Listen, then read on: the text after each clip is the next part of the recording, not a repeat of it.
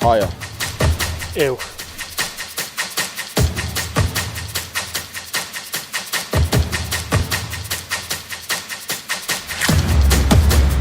Nearer. Longer.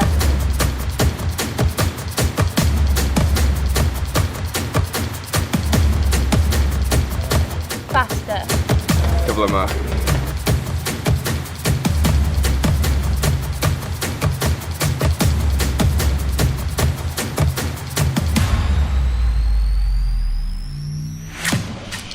Gwrando. Listen.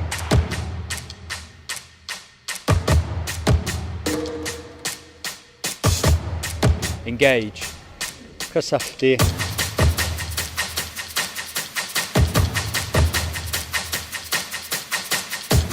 Cynrychioli. Represent.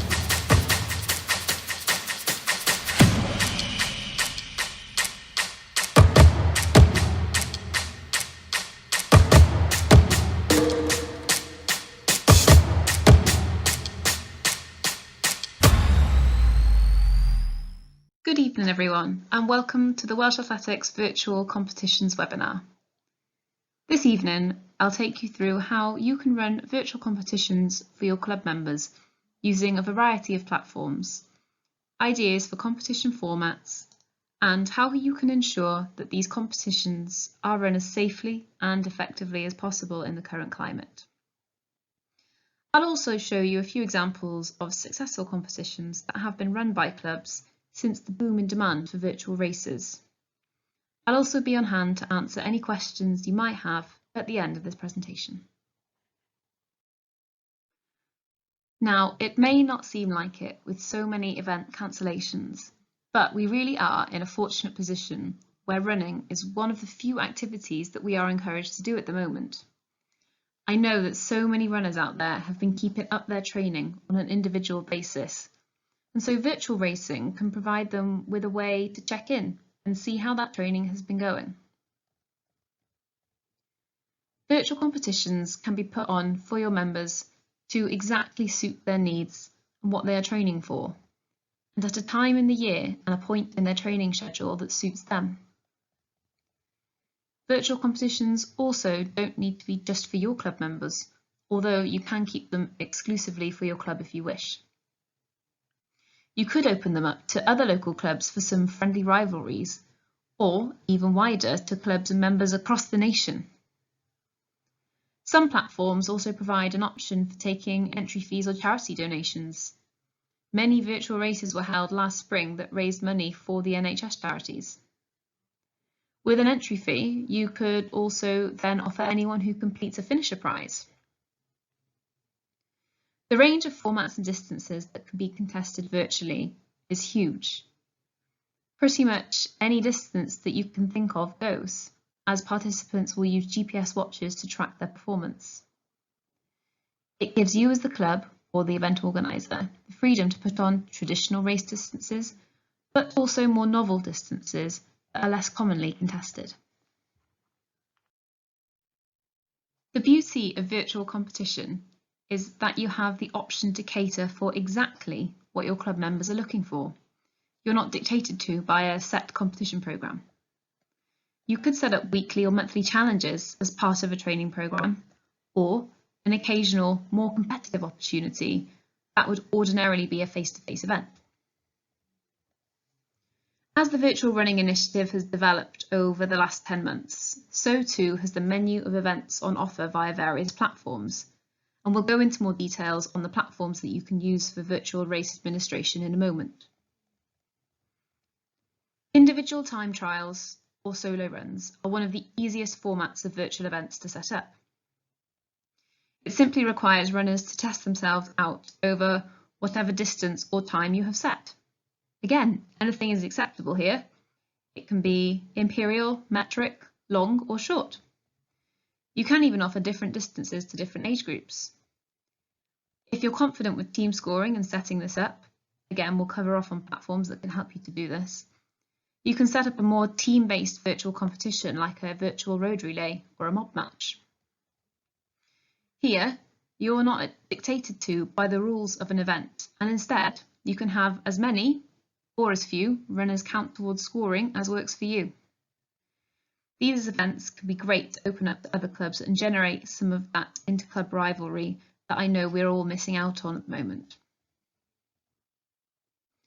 During last summer, the popular Sports Hall initiative was also adapted so that it could be delivered virtually with the scoring system integrated into the OpenTrack results platform.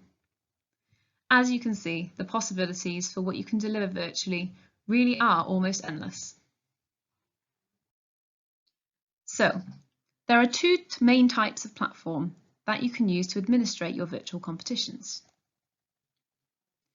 Competition-specific software such as OpenTrack is designed with events in mind. This platform is essentially a one-stop shop. It can take entries, check athletes' registrations, take any payments, accept and rank results, and automatically calculate final scores and standings at the click of a button. At Welsh Athletics, we worked with OpenTrack specifically on the development of the virtual running side of their platform last spring. And we have a partnership with them that gives all our clubs the opportunity to host virtual events through our account with them free of charge. The result list will also display a link to each performance on either Strava or Garmin as submitted by the athlete. This platform also already has the scoring system for Sports Hall integrated into it, so it can automatically score performances in these competitions against the national scoring matrix.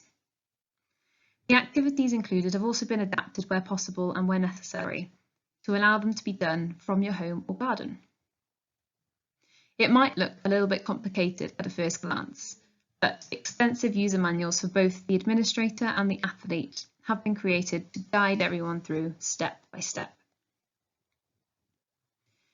The second type of platform that you might wish to use to administrate your virtual event is a shared document such as a Google Sheet, and this is just the Google version of an Excel spreadsheet. To use one of these, athletes would quite simply input their performance into the shared spreadsheet once completed, along with any evidence to support their run, for example, a link to Strava or Garmin. Results would then need to be manually ranked once submitted, but this is an easy method to get virtual events up and running at your club if you're not confident using software such as OpenTrack. So how can you ensure that everyone taking part in your competition is safe and it is as fair as possible, despite you not being there to oversee as the organiser? To ensure that runners continue to be covered under insurance when taking part, we have worked closely with Run Britain to add developments to their licensing system which now allow for licences to be issued for virtual races. This can be done via exactly the same process as if you were applying for a licence for a face-to-face road race. Virtual events that are organised by registered athletics clubs also come with no licence fees attached.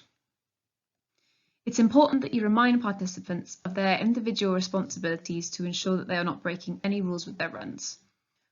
Remind them not to meet up with too many other people or not to drive anywhere to run whilst restrictions are in place. It's important that although these competitions are more informal, that you still set clear rules about performance parameters. Include rules about running as part of a group, rules around net elevation loss on a route, and maybe rules on the surface that the run is done on. For example, would you allow performances on a track if access is available at the time? Communication to the members or participants is equally as important with virtual events as it is for face-to-face events. Participants will need to know the rules that you have put in place, the deadlines for submission of performances, and any instructions on how to submit these performances. Depending on how wide the reach of your event is, the best method of communicating this to runners will differ. If you are running the event solely within your club, you may find it easier to use something such as a WhatsApp group or a Facebook page to communicate. If you have a much larger event, it might be more beneficial to collect the email addresses upon entry and use those to communicate all relevant information to participants. An OpenTrack can do this automatically. You may even want to consider validating the results that participants submit. We've created an instruction document that can be circulated to officials and volunteers who might perform this role with the results that are submitted via OpenTrack. Just get in touch if you want a copy of this for your event. Of course, if you're using a shared spreadsheet, you would just need to give anyone scrutinising the results access and add a column for them to indicate that the result is either okay or that it might need another look. Here are a few do's and don'ts for virtual events that we have learned throughout the last 10 months. It's been a learning process for us all, and we want to share as much as we can with you. Do remember the purpose and ethos of virtual events. Whilst we all miss the fierceness of competition, these races are designed to stimulate the competitive nature of athletes in a fun and enjoyable way. Don't put yourself or others at risk or in harm's way. Make sure you set a window for performances to be completed and submitted. This will give participants an opportunity to get their runs done and submitted whilst balancing any other commitments they might have at the moment, like work or homeschooling. Stick to the government guidance at the time of the event. It's so important at the moment that our sport continues to act responsibly. You could ask club officials to get involved with the results scrutiny. The event data can be scrutinised by a group of individuals to check performances for validity. If you've got a large number of athletes taking part, get more people involved with this process so that the results can be confirmed quicker. Ensure that your event has a virtual licence. If your event holds a virtual licence, we can advertise it through the Welsh Athletics website if you want us to. And it will ensure that your runners are covered under UKA public liability insurance whilst taking part. Now, don't take all the administration on your own. The popularity of some virtual events, especially in the current climate, means that often the administration of them could become very time-consuming for volunteers. Delegate tasks to certain people in your club who you want to be involved, just as you would if you were organising a face-to-face event. Don't allow exceptions to your event rules. Set closing dates for entries, closing dates for submissions of performances, and some rules around elevation and descent, and stick to them. These will ensure that your role as an administrator or organiser is a lot smoother from the outset. Don't encourage runners to use facilities that aren't accessible or open at the moment. And don't collect any data from runners that isn't necessary. GDPR means that you should only collect information about participants that you need for the specified purpose. For example, for a virtual competition, you would need to collect their name, their club, their date of birth, calculate the age group, and an email address, but that would probably be about it. Make sure that this is all stored securely too. Password protect spreadsheets that contain personal data if you're going to use them. And that's really about it. The beauty of a virtual competition is that there is such a large degree of flexibility with what you can do and when you can do it. So, I thought the best way of demonstrating how effective virtual competitions can be would be to look at some real-life examples from the last 10 months. Run for All Neath ran a virtual summer 5K series via OpenTrack as a replacement for their annual series that would typically run in Aberavon. The series was advertised via the club's Summer Series Facebook page, a page that already existed but was then adapted for the virtual series. As a result, this was then shared with other local running clubs who would normally take part. Almost 200 runners participated in all 3 races of the virtual series, and this was a mix of Run for All members, other local club members, but also some from further afield due to the events being advertised on the OpenTrack platform. Run for All charged a small entry fee that allowed them to purchase medals and goodie bags to incentivise runners to complete all 3 events in the series. The option was also given for runners to make a donation to local food banks when entering, and across the 3 events £2,000 was raised. The initiative was overseen predominantly by just one person in the club, the race director, with other committee members helping to promote and spread the word, and the kit manager who took the lead on the prizes for completing the series. The feedback received by the club was overwhelmingly positive. It gave all the runners who took part a much needed morale boost and something to look towards. As a result of the success of this initial series, Run for All have since set up other virtual challenges over the winter months. I hope this webinar has helped you with some possible ideas for your own virtual events and how to get them up and running. If you have any questions about anything I've taken you through this evening, you can pop your question in the chat.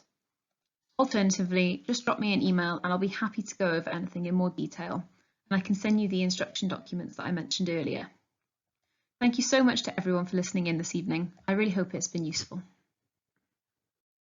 If you are interested in further ways to develop your club, check out the rest of our club development webinar series via our events calendar on the Welsh Athletics website and register through the Microsoft form link.